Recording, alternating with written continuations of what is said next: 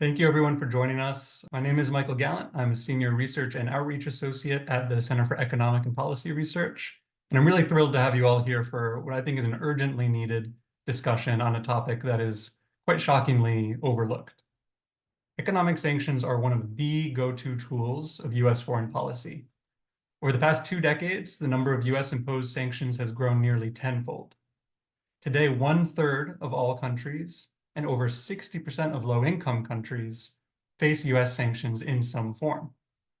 While policymakers often treat sanctions as this quick fix, they can have catastrophic consequences for the civilians in targeted countries. As we'll discuss today, these consequences in turn can become a major push factor for migration. Today's discussion is sadly quite timely.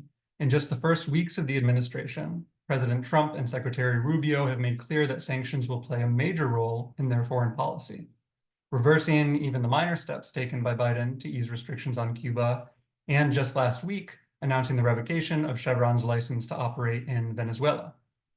Maximum pressure, as it is termed, has returned, despite the fact that this runs directly contrary to the administration's stated priority of reducing migration to the United States. Few in the world are better positioned to explore this link between sanctions and migration than the experts that we have with us today.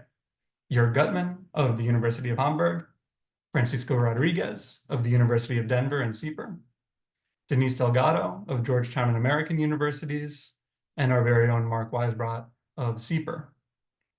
Before I turn it over to them, a few quick housekeeping items. First, I'd like to thank our co-sponsors, the Quincy Institute for Responsible Statecraft, the Alliance for Cuba Engagement and Respect, and Just Foreign Policy. Second, to note that today's event is recorded. Following presentations by each speakers, we'll save some time for a Q&A, so feel free to submit your questions into the Q&A at any time, and you are welcome to anonymize those. And finally, I'd like to direct your attention to the chat, where my colleague will be sharing a brand new issue brief published just this morning by CEPR and co-authored by our Director of International Policy, Alex Main, and myself, that explains this link between sanctions and migration that we'll be talking about today, very much by drawing on the experts that we have with us today. So it's with great pleasure that I turn it over to one of those experts, Dr. Jerg Gutmann. Jerg is an assistant professor of behavioral law and economics at the University of Hamburg. He has advised the OECD, the EU, UNODC, and the World Bank. His research focuses on threats to the rule of law and determinants and effects of international sanctions. He has published several articles on the consequences of international sanctions for the citizens and economies of targeted countries, including what I believe is the first and only cross-national econometric study of the impact of sanctions on migration. So who better to kick us off? Take it away, Jerg. Thank you, Michael. I will share my screen.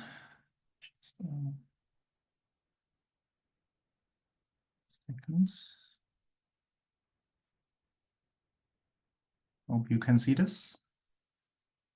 Okay. So, yeah, thank you for being here. I've been doing research on a number of effects of international sanctions over the years. You might all be somewhat familiar that the academic literature shows systematically adverse effects of sanctions on targets, countries, populations, and also that politicians, when sanctions are imposed on target countries, tend to repress target country populations. I'll not talk about that in more detail because Mark will be taking over this part today, and I don't want to steal any of his content. But I think this is kind of the starting point for thinking about migration. Migration starts with grievances that are generated in target countries. And surprisingly, there has been little research on this topic systematically across the world. Most of the research has looked at individual countries. We know that sanctions against Iraq, but also against a number of other countries, is systematically associated with increases in outmigration. But until our study last year, there was not really systematic evidence on a global level comparing countries, also trying to separate the effects of sanctions from the effects of other events, like the conflicts, for example, which might be closely associated with the imposition of sanctions in some cases. So to explain very briefly to you. There's much more detail, of course, in the study if you want to look at this. But to explain to you very briefly what is happening in terms of migration when countries are hit with sanctions, you can simply look at the following two plots. Where you can see on the left side how migration evolves once sanctions are imposed. So that is once you move after the first vertical dashed line. This is when sanctions are imposed by the UN. You see significant increases in sanctions. These effects are sizable, but they are not anywhere near the effects that you see in the plot on the right side of the screen, where you see what we call US and EU joint sanctions. The reason why you look here at EU and US sanctions simultaneously is that we want to filter out sanctions, for example, by the US that are not really severe. So if next week President Trump decides to sanction some people in Panama because he doesn't like how the Panama Canal is dealt with, these are not the cases we want to look at. So we focus here, just to avoid any misunderstanding, we focus here on joint EU and US sanctions to filter out the most severe sanction cases. So this is supposed to be understood as a measure of severity of sanctions, such that we really have serious sanction cases and not cases where there are small groups of people targeted for political reasons with rather moderate consequences for the overall economy. And what you can see here is that if these sanctions are imposed, you see a continuous increase in outmigration flows. These outmigration flows build up over the years. And what you can also see in the chart is once sanctions are ended, and this is indicated by the second dashed vertical line, once sanctions are ended, the outmigration flows return to their original levels. So this is based on a statistical model, which of course is explained in great detail in the paper, which I will not talk about here. But we try to filter out all kinds of other confounding factors. And these are the remaining statistical effects that can be attributed to the imposition of sanctions after you filter out conflicts, after you filter out differences between countries, and so on. So what we see, if you want to summarize our results, is that emigration from these target countries increases on average under UN sanctions by 18% and under simultaneous US and EU sanctions. So read that as severe US sanctions by 23% relative to the level of outmigration before sanctions were imposed. So we need to somewhat put that in relation, and that is the reference point that we've chosen here. This is the average over the whole course of sanctions. If you keep up US and EU sanctions, if you keep up severe sanctions also by the US, you can reach on average an increase of 80 to 86% in the long run of outmigration. UN sanctions, the effect is smaller at 30 to 31%, but still sizable. What's important to note here is I already mentioned migration flows return to their pre-sanction level once sanctions are lifted. Also important to note is that these effects are observable, although we see that countries that are targeted with sanctions try to prevent these outflows. So they actually try to build up legal barriers to outmigration. They make it more difficult to get a passport or to get other legal documentation that you might require for traveling. And still, in spite of these built-up barriers, these legal restrictions, we see these outmigration flows. Final point I want to emphasize is that these are average effects.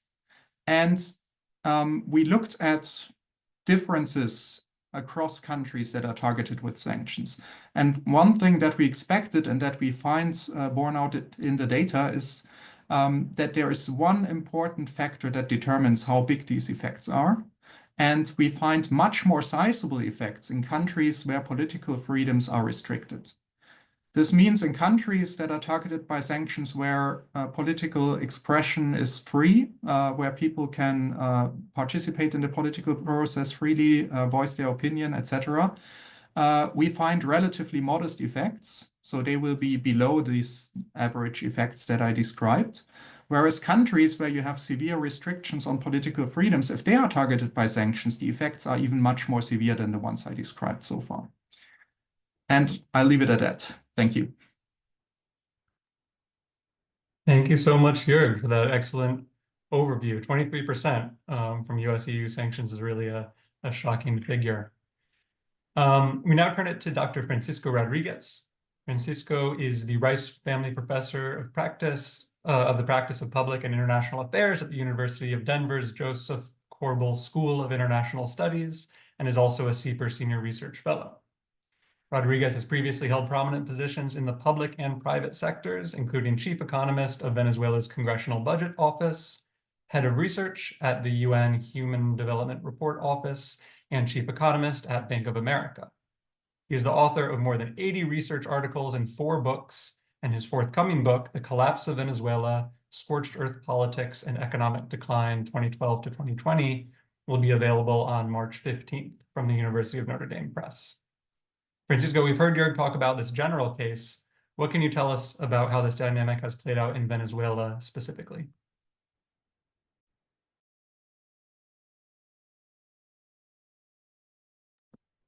We're having trouble hearing you. I think you might be muted. I'm sorry.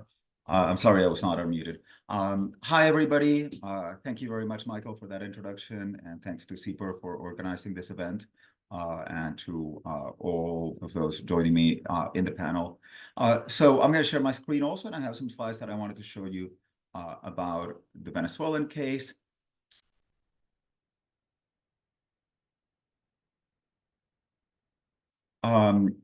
And what I want to start with is here.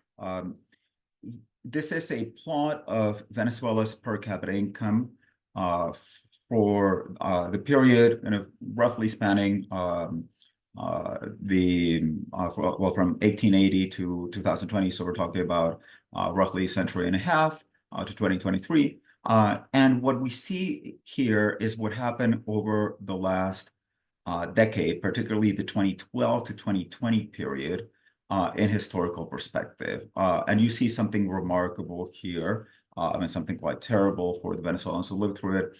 You see the largest economic collapse ever documented in a country outside of wartime. So this is a decline of 71% in the country's per capita GDP. This is the equivalent of suffering through 3 consecutive Great Depressions. So one of the questions that I've devoted a significant part of my research to trying to answer is, what role have sanctions played in this collapse? And the answer is they have played an important role. They are not the only cause, but they have played a very important role. And to understand why and to summarize it briefly, I will tell you that Venezuela, before the onset of sanctions, 96% of its export revenue came from oil exports. And oil production was severely affected by sanctions. So here you have a plot of Venezuela's oil production from 2008 to 2020. You can see that during a period of around 8 years before 2016, it was relatively stable. It began declining in January 2016 when oil prices fell below $30 a barrel. This is something that happened in a lot of oil exporting countries. However, in those countries, oil production, once oil prices recovered, it stabilized or recovered. In Venezuela, it began to fall. And there are several points of inflection here, such as around 2017, August 2017, which coincide with the imposition of sanctions. So when financial sanctions were imposed, the rate of decline accelerated. When oil sanctions were imposed in 2019 by the first Trump administration, then you see another significant decline of around 30% in production. When the U.S. imposes secondary sanctions on foreign oil partners that were helping sell Venezuelan oil, you see another decline. And interestingly, when in the previous administration you see the sanctions policy start being relaxed and eased, and the U.S. starts granting licenses for, and particularly the license that's under discussion now, that went to Chevron to sell Venezuelan oil, you see that a recovery of oil production starts. So given that this, again, is essentially the sole source of Venezuelan foreign exchange revenue, it's not surprising that this decline in oil production, in which sanctions played a very important role, would see itself reflected in a decline in the country's import capacity and a decline in its economic growth. Another estimate that I've worked on is trying to see what happened with productivity. So there's a story about what happened in Venezuela, which is, well, this was driven by the failure of the socialist policies of Hugo Chavez and Nicolas Maduro. Now, what we see, one measure to look at what are the effect that policies are having is through productivity. So seeing if the economy is becoming less productive or not. And here, the real line that you should be looking at here is the red one, which is the one that actually controls for the economy's capacity to import. So it already takes out of this effect the fact that oil revenues declined and that therefore the economy had less dollars. After you account for that, when was it that productivity started declining? Well, certainly it was declining during the Chavez and Maduro period. So there's no question about the fact that these periods were not good for productivity, but you see an accentuated decline, a very significant decline occur precisely after the imposition of sanctions in 2017.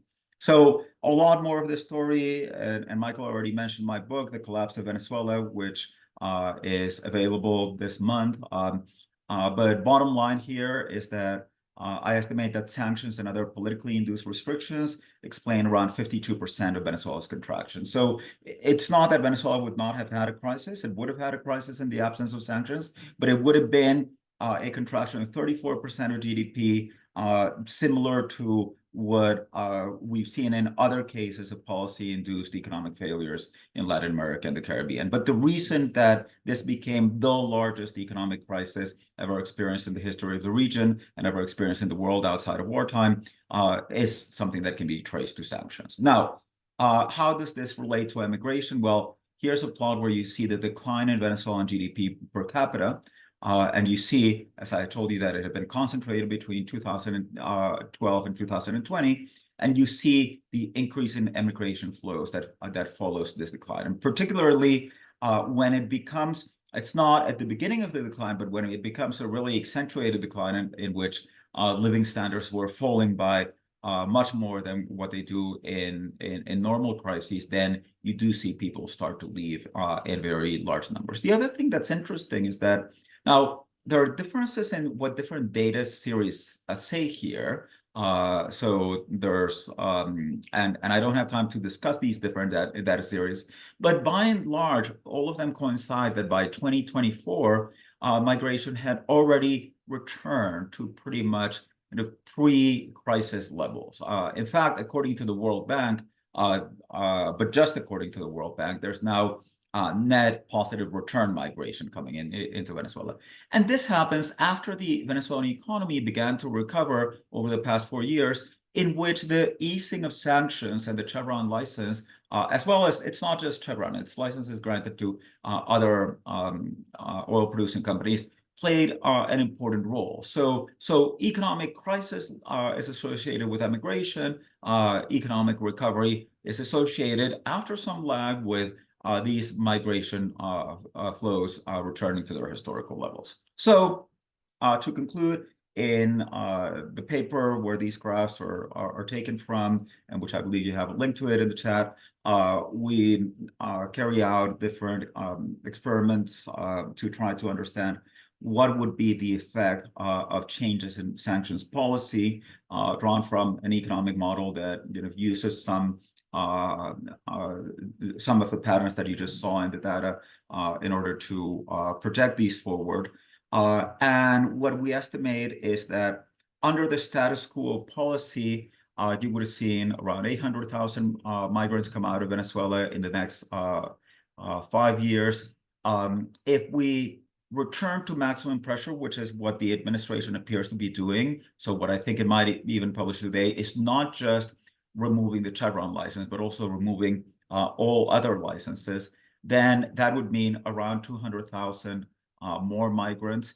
But really, something that's important to understand is that the Chevron license is going to make a difference. I mean, removing it is going to lead to more immigration. But really what's happening here is that regardless of whether you remove or not the Chevron license, the Venezuelan economy is strongly sanctioned. So if you were to take away these sanctions and where you were to do a reset and lift all economic sanctions on Venezuela, then our estimates indicate that you could essentially, over the course of the next years, essentially kind of erase this trend towards out-migration, and basically you would have a very negligible, near zero level of out-migration from Venezuela.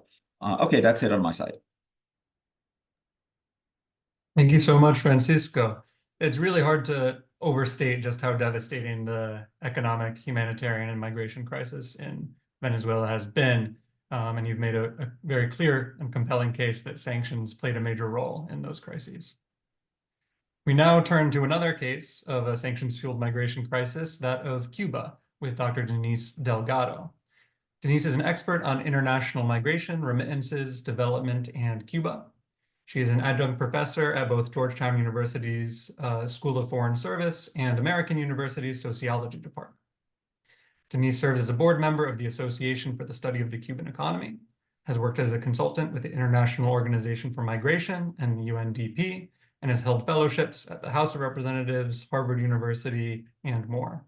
She holds a PhD in public policy from UMass Boston. Over to you, Denise, to take us through the Cuba case. Thank you very much, Michael, for introducing me. Also to CIPER for the invitation to join in today to this congressional briefing, especially to Alex Main. Good morning, everyone, and thank you for joining. I want to start just by reflecting on what a typical day can look like for a Cuban on the island, especially if they do not receive remittances. This can happen in Havana, but conditions are even worse in non-capital provinces. So a typical Cuban wake up after a long, restless night. There was no electricity, meaning that no air conditioning, no fan, but just the humid heat of the island.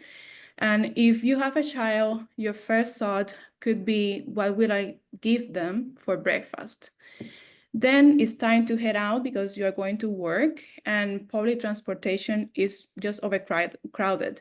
So you have to wait for a bus. You have to compete with other dozens people trying to get to work. And maybe you find a spot in a packed vehicle, or you have to spend a high proportion of your salary just to pay for an expensive taxi. And then after a long day of work, you can return home only to find out that there is a power outage again.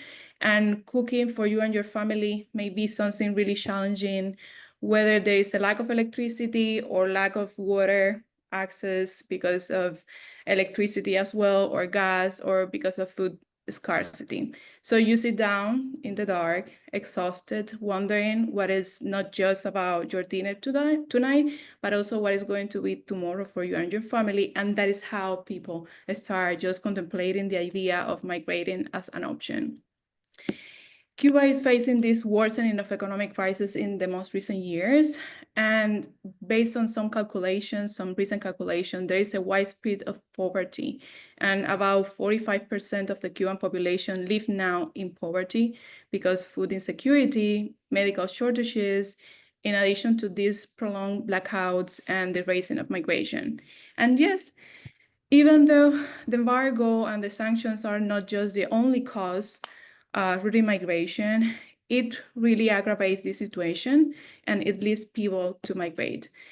So there is a recent study as well from Cuban economists based in Colombia, Pavel Vidar, that shows that there is a strong econometric evidence that the US embargo has an asymmetric impact in Cuba, where Cuban families and the private businesses have been those who have been more affected, while the Cuban government is less affected because the Cuban government have found some ways to mitigate some of the effects of the sanctions by maintaining alliances with other countries, such as China, Russia, countries in the European Union, and even retaining centralized control over resources. So the embargo has not had the expected impact on the Cuban government, but very high impact on the Cuban people and private entrepreneurs. But then again, for Cubans, those restrictions and any kind of restrictions, I would say, even those restrictions on remittances, on travel, have worsened those economic struggles. About 10% of the Cuban population have migrated in the last 5 years.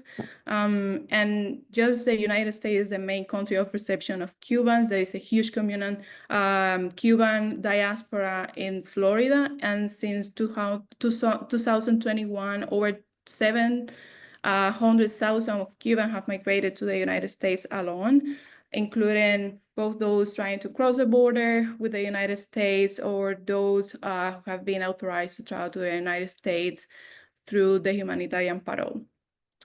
But in general, this mass migration, what it's reflecting is, of course, the economic crisis in Cuba, the impact of the sanctions, but mainly the loss of hope for a future in Cuba. And that brings me, is something that is on my mind, is always contrasting some previous moments where Cubans have more hope on their future, and especially during the Obama years. I remember talking and interviewing a lot of Cuban entrepreneurs on the island, especially those who had private restaurants. They were developing tourist-related ventures and other private enterprises, and they saw a path forward in Cuba without needing to migrate. Instead, they wanted to, and they really, they highly value the opportunity to have the tourist visa and some other temporal visas just to travel abroad, buy and purchase supplies for their businesses and return to Cuba so they could grow their own businesses. But in addition just to supporting themselves and their families, they were also explaining to me how many employments they were able to offer to people in their communities and to support other families beyond that of their own. However, the restrictions on travel and remittances, especially during the first administration of President Trump, coupled with the pandemic, the economic crisis, have forced many of those people that I already talked to migrate. Of course, they have some savings, they have some resources, and migrating especially is for people who have some kind of resources that they can invest on their migration journeys. So many of them have already migrated, but the ones who are staying on the island, and I have been talking to them, have multiple times complained on how difficult it is just to retain employees because they have been migrating as well.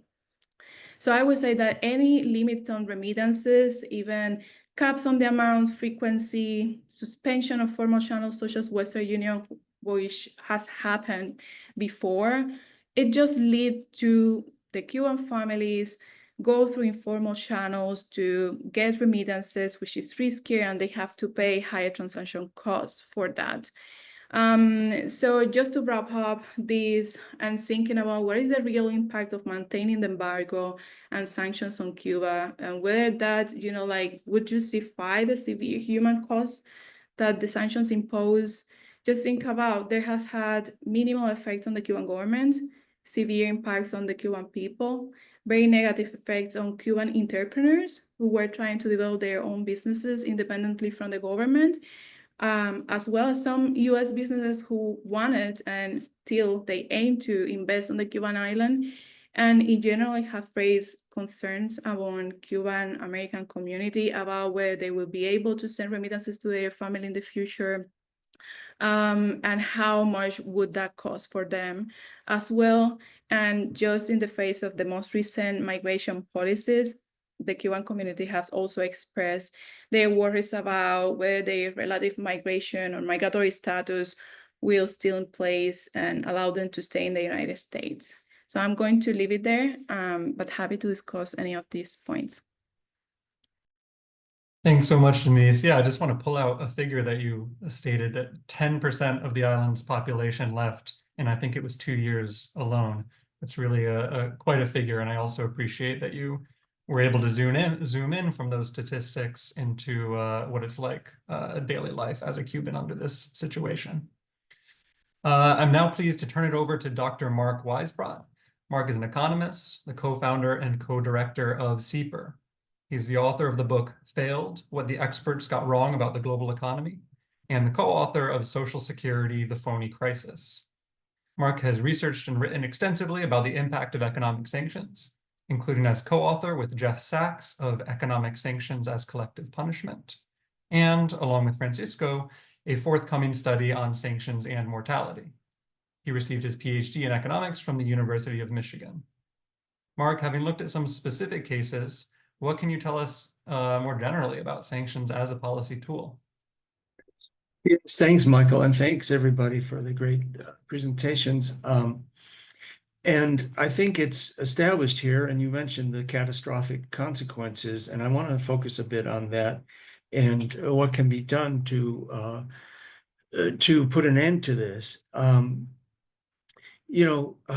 Francisco showed that the majority of the decline in GDP in this world record depression was caused by sanctions.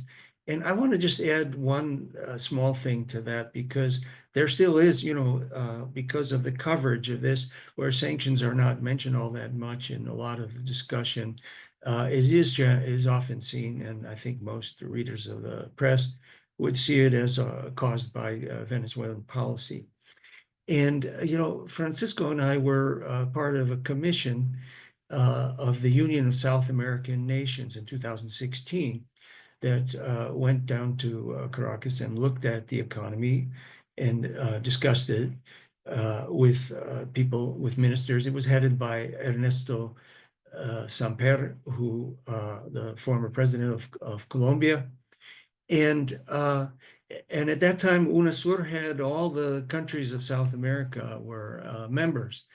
And so one of the things I think was really striking at that time that reinforces this causality is that you can see that at that time, it was quite possible to turn things around. Venezuela had, and it still has, but 300 billion barrels of oil in the ground. That's tens of trillions of dollars worth of oil at prices then or now. And it would not have been hard for them to borrow against that and pull out of this. And what the 2017 sanctions and then further sanctions, but that Francisco described, the sequence, and you can see it in the graph, did was make this impossible. It really condemned the country to years more of depression and increased mortality and all kinds of horrible consequences. And so that, I think, is really clear. That's why these case studies are so important. And of course, Francisco was following this in real time. Every week he was putting out reports on the Venezuelan economy. And you could see it happening. You could see how it got harder to get medicine. You could see all the things that lead to these deaths. And of course, there was the recognition of the parallel government of Juan Guaido, which also created a whole new set of financial and trade sanctions. So so millions of Venezuelans, we know, left the country, and you had depression and hyperinflation. And this is another thing that could be gotten rid of fairly easily with some international reserves, exchange rate-based stabilization has been used before and could have been used, but they would cut all of this off. And so you had this increase in mortality that was shown by these three universities that measured it at that time. From 2017 to 18, it increased by 31%. And that was about 40,000 deaths increase. And of course, that was a time when oil prices were rising. You would expect it to fall. And so that was part of the effect. But another part that I think is worth emphasizing, because we're in this kind of battle to get people to understand that this is a form of warfare. It's economic violence, okay? children are disproportionately killed. There's a medical literature on this, and the World Health Organization has published things, saying that malnourished children, especially with acute malnutrition, they have a higher risk of death from these common childhood illnesses such as diarrhea, pneumonia, and malaria. And these nutrition-related factors contribute to about 45% of deaths in children under 5 years of age. So that is part of the impact of these sanctions. So when people say, they say we need these sanctions, we have a bad government, that's what you have to think of, that children are dying because of them. And it's become I think, as was said at the beginning, a go-to kind of policy, because hardly anyone knows this, I think, or if they do, nobody's making, I'm not sure that nobody, a lot of people have made an issue out of it, but I mean, it's not, it hasn't been, it hasn't gotten to the point where it becomes indefensible. So, and I think the death toll from sanctions in Venezuela probably reached the hundreds of thousands in those in a few years, and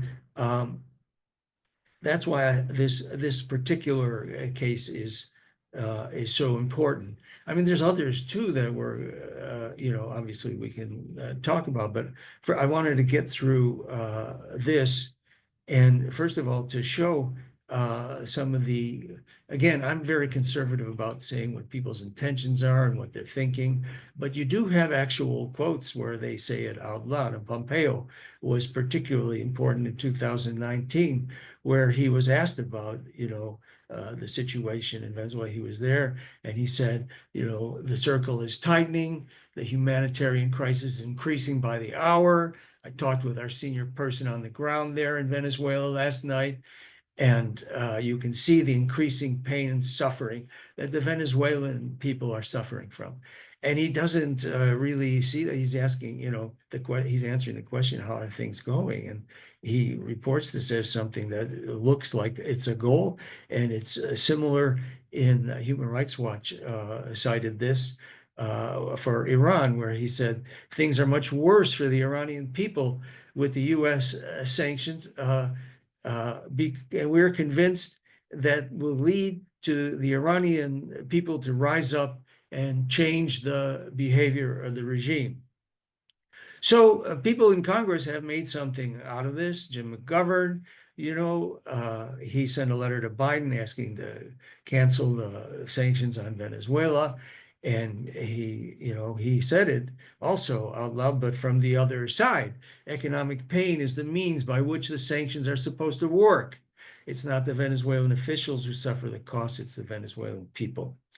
And this is also illegal, of course, under the UN Charter, the OAS Charter. The Geneva Conventions would make it illegal because there's a ban on collective punishment, Article 33 of the Fourth Geneva Convention. But it's just a technicality that you have to have a war going on. And so the United Nations experts have said, well, here's Jazeera, these civilians deserve the same protections provided by the Geneva Conventions to people in war. Harming the human rights of ordinary civilians should not be resorted to as a means of political pressure on a targeted government. This is illegal under human rights law.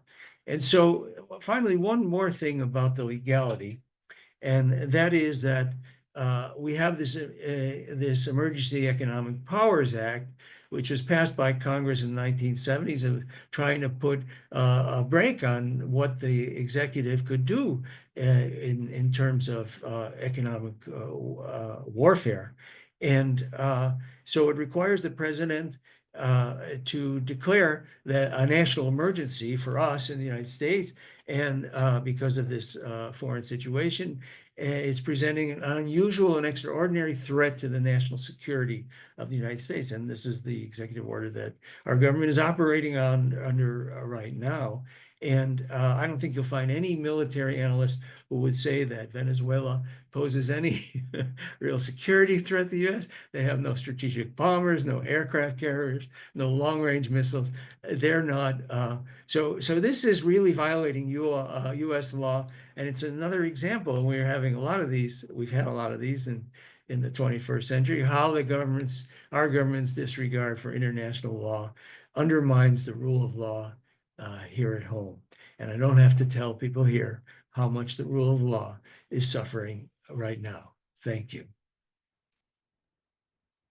Thank you so much, Mark. Yeah, I think those quotes in particular really bring home that the civilian impacts of sanctions, are not incidental. They're often quite integral to the policy itself. Well, thank you to Mark, and thank you again to all of our panelists. We have some time now for a Q&A. I see that we already have quite a few questions in the function, but as a reminder, you're welcome to use the Q&A function at any time to submit your questions. If we aren't able to get to your questions, I think we have shared contact information throughout, and we'll be following up with additional materials, with slides, and with a recording to all who attended. But let's start with this question that we got. I think this is quite a common one when people hear about the human impacts of sanctions. Aren't sanctions targeted to avoid civilian harm? And aren't there exemptions, humanitarian exemptions for things like food and medicine? If that's the case, how is it true that civilians are being harmed by sanctions? That question is open to anyone. Go ahead. Well, I mean, happy to look at that. There is some work. So there are both. There are targeted sanctions, and there are general sanctions, sectoral sanctions, or broad economic sanctions. So Cuba is under economic sanctions; it's under an embargo.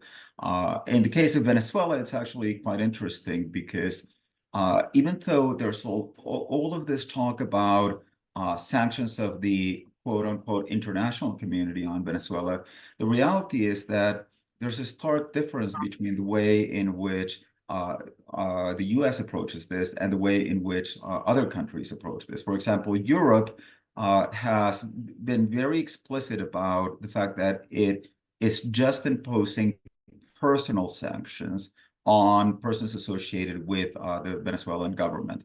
And Europe has explicitly rejected economic sanctions precisely on the argument that these would deteriorate Venezuela's crisis. So really, the U.S. is actually, and this is true also for Canada, for other Latin American countries, for many countries that have imposed sanctions on Venezuela, the U.S. is the only one that has imposed economic sanctions. And they're economic sanctions targeted at the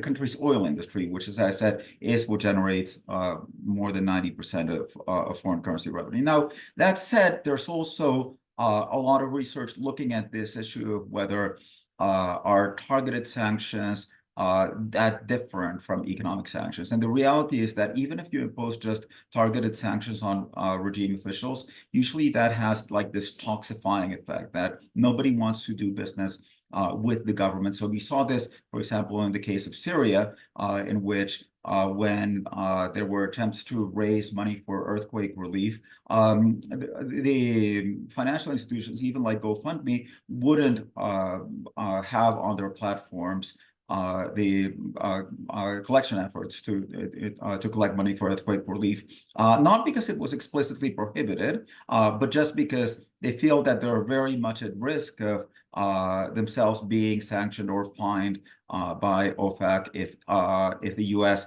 determines that they're somehow lending kind of material assistance. And one last thing is this issue about humanitarian exceptions.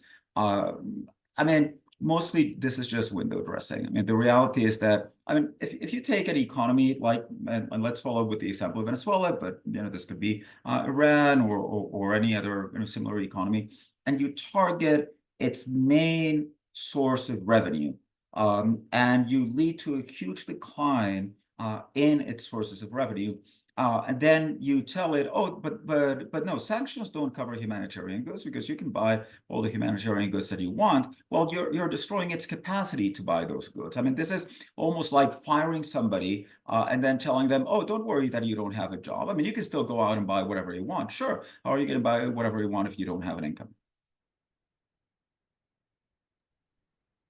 Great point, Francisco. Thank you. Did anybody else want to add in on this question, or should we move on? All right, we have a couple questions here on Cuba. So anyone is welcome to answer this, but I'll direct them to Denise. One is that if this, we've had more than 60 years of an embargo on Cuba. It has failed to bring about the collapse of the Cuban government, which appears to be the primary objective. And we can certainly debate the legality and morality of that. But if that's the case and it's so clearly failed, why do you believe that they remain in place? And then I'll add an additional question. There's a specific question on the state sponsors of terrorism designation, which I think folks are aware is a major issue regarding Cuba. If you could explain a little bit specifically about the effects of that designation and sort of the status of it at the moment. Thank you. Yes, no, I'm going to start with that last question with regard to Cuba, any sense on the impact of migration on economy of the Cuban being placed on the state sponsor of terrorism. I definitely think that it has a huge impact, not only on the Cuban economy, but generally in people, and more particularly on the Cuban families and the private entrepreneurs. First, it adds to the financial isolation for Cuba, and then more specifically, we see that banks have to go with over-compliance. They are facing more risk. They are targeted more, and then there is an increase in fear from specific institutions just to make the financial engagement with the Cuban organizations. And then there is also limitation for the Cuban economy and for the institutions to get some foreign investment, to get loans, to impact on economic dynamic activities on the island, but especially for the Cuban people is also we are seeing banks have not been able to do direct transactions with Cuban, and their remittances go through third and fourth countries, which increase the cost of sending remittances, and who pays that are both the people who send the remittances, who sometimes have to pay high transaction costs. I have seen up to 30 and 40% for sending remittances, especially in contexts where there are restrictions on using formal mechanisms such as Western Union. There is a huge demand but low supply, so then there are these informal mechanisms increasing the prices and the cost of sending remittances, and Cubans have to pay for that. And at the same time, it decreases the income of Cubans on the island who receive those remittances and what they can do with that just for survival strategies. So I think that is a huge way, but still, I think that it has been very unpopular just in the political arena to follow this understanding that sanctions and embargo really affect the people more than the governments. And I think it's because of the aim or hope to seem tough, like in the foreign policy, using those sanctions and as something more symbolic to show a tough approach to these countries. But at the end, this is not doing the impact that it's supposed to do on impacting the governments as much, and it has more humanitarian and ethical concerns. So I think that some ways that could lead, and in my personal perspective, I think are tougher, is just keeping countries accountable, right? So in the Cuban case, if you are not approaching, if you don't have an approach of engagement or talking or dialogue, it is very difficult just to keep the government accountable. And one of the ways that I see it would be possible is just Cuban rejoining some international organizations or doing that through international organizations where Cuba is part of. But yeah, at the end, the sanctions are just leading to the increase of irregular migration, which is contrary to what the US government is supposedly trying to do. Thank you, Denise. We have a question, and clearly here we have focused on the impacts on Cuba and Venezuela in particular. We have experts who are focused on those particular country cases. But is this the case for sanctions in general? I think Jerg, you might be able to speak to that, particularly because there is a lot of migration from non-sanctioned countries like Mexico and Honduras, and there may not be as significant a migration from sanctioned countries like Iran. So how do we sort of square that, and what do we see as the impact of sanctions on other sanctioned countries besides the two cases that we focused on here today?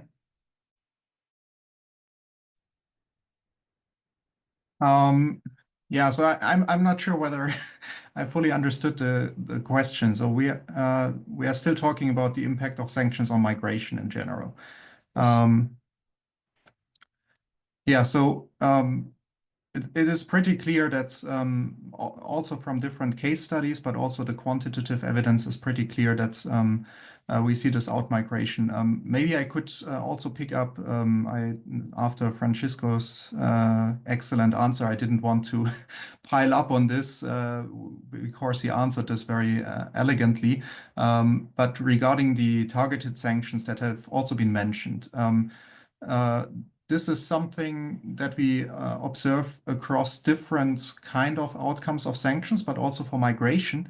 When I started researching my sanctions, I was expecting, okay, these targeted sanctions, you hear the term everywhere. This must be a magic instrument that somehow combines achievement of policy goals with minimal negative outcomes to target societies. And what you observe once you look at the data is that it's very difficult to find any differences between the outcomes of targeted and non-targeted sanctions. This holds for migration, but this also holds for other outcomes. So when you compare, of course, it's difficult always in a systematic way to determine what are targeted and non-targeted sanctions. It depends on definitions. It depends on what standard you apply, how you quantify that. But what you see is that even with targeted sanctions applied across different countries, you see adverse humanitarian consequences, and you see, as exactly Francisco described, you see that there's a lot of hesitancy to do business with these societies. There are dramatic economic consequences, and therefore you also observe the out-migration that you see with the less targeted instruments. Thank you. Very helpful. All right. Well, and we have quite a few folks here who are staffers for members of Congress, and there seem to be some questions on sort of the natural follow-up to what we revealed to here today is how sanctions impact people, and therefore migration is what can Congress do? What can Congress do to rein in sanctions powers, to limit sanctions, and what are the alternatives really to using sanctions in US foreign policy?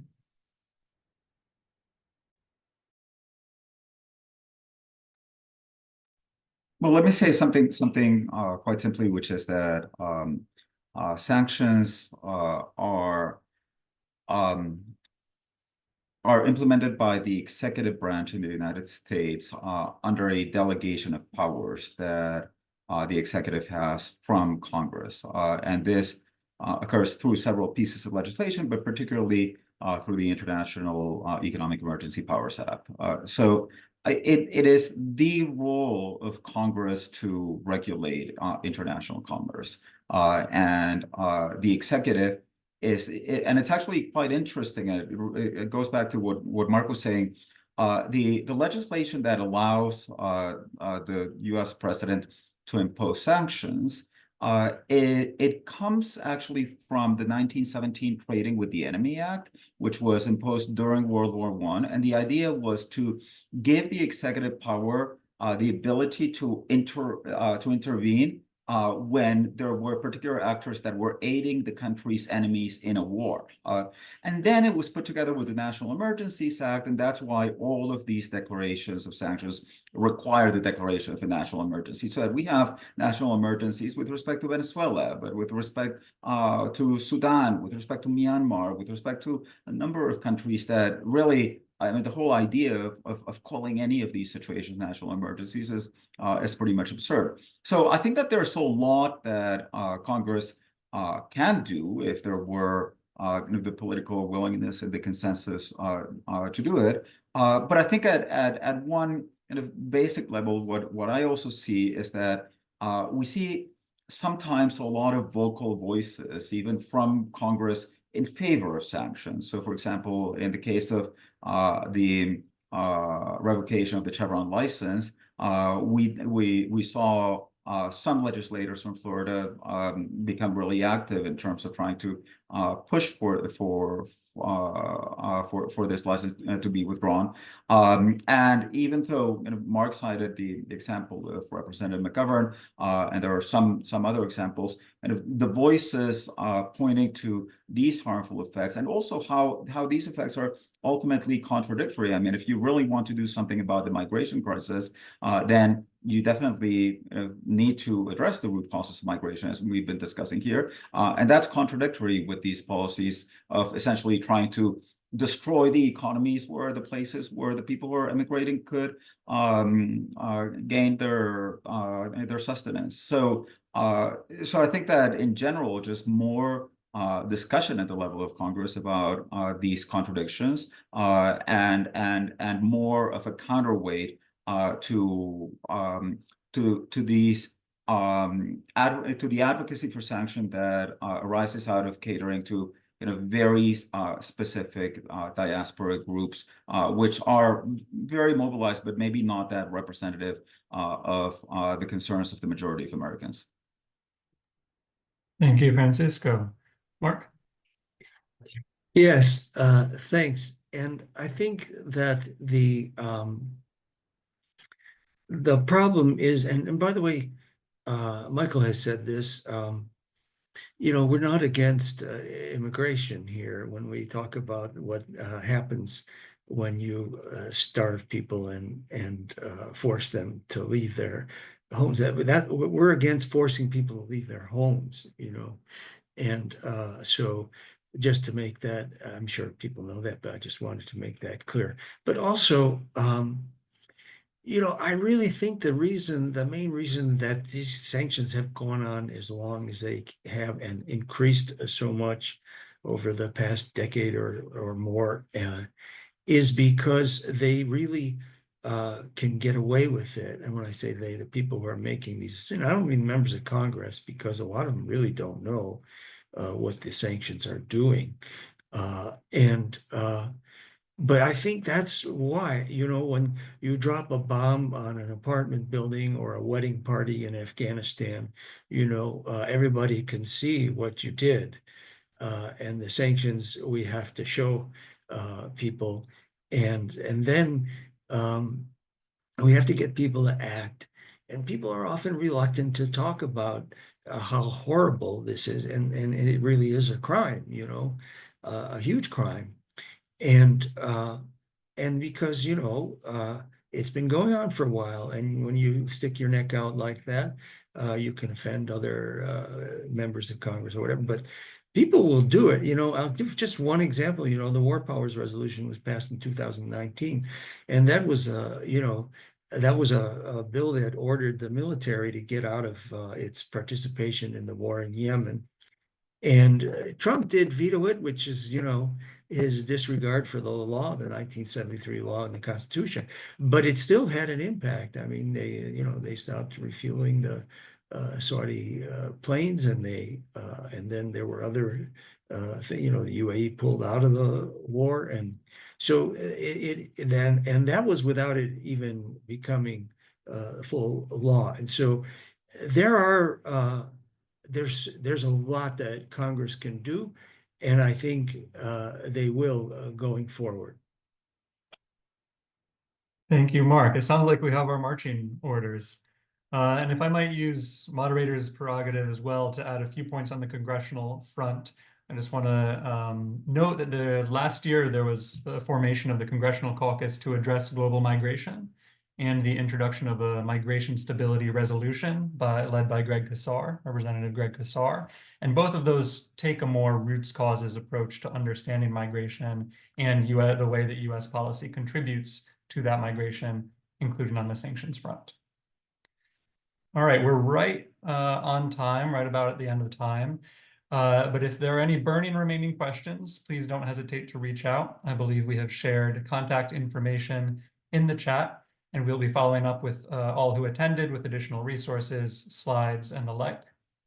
Before we say goodbye, I'd like to say a final thank you to all of our panelists, and a thank you as well to our co-sponsors, the Quincy Institute for Responsible Statecraft, the Alliance for Cuba Engagement and Respect, and Just Foreign Policy.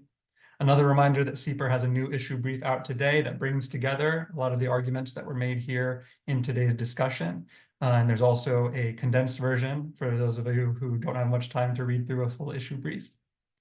And finally, a thank you to the entire audience for taking time out of your Mondays to join us.